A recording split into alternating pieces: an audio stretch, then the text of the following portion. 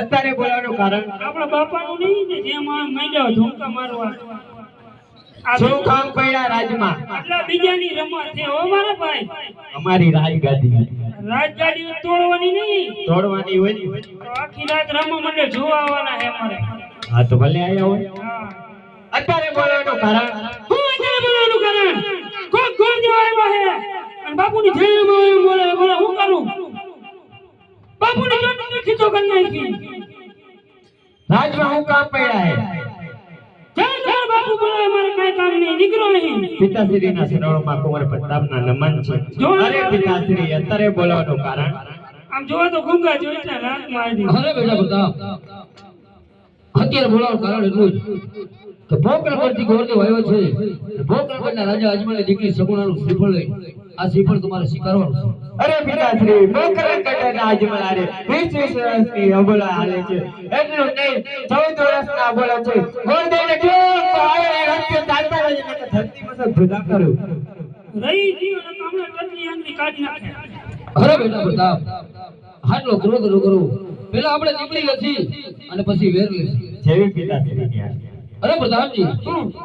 ગોરદેવને કહો કે લીલોડા નારિયેળ જીલાવી દીધા બાપુ આવો દબો ન કરાય એવો કોકમાં પેલા આપણે દીકરી લઈને પછી વેર નહીં કરાય એવું ભાઈ કોકની દીકરીને આપણે પેટમાં ન દુખે આ લોકો કેવો જીવ બારે મારે એવું જ નહીં આ રાજમાં આ કાકા મને હૈતાયું લાગે ખબર હે આવી ઉપર નોકરી કરાય ગોરદેવ બાપુએ કીધું લીલુડો નારિયેળ જીલાવી દો ભાઈ હા આવું ન કરે લીલુડા નારિયેળ ઝીલો પરતાપ થાય લીલુડા નારિયેળ લીલુડા નારિયેળ જીલો પરતાપ થાય લીલુડા નારિયેળ જીલો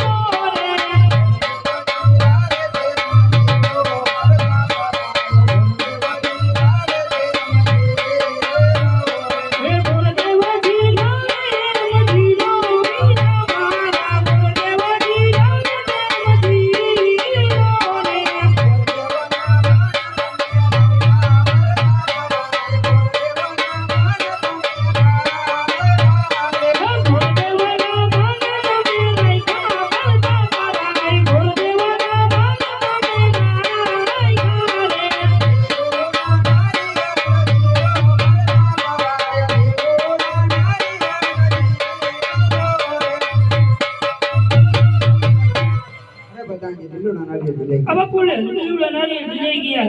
અરે પ્રધાનજી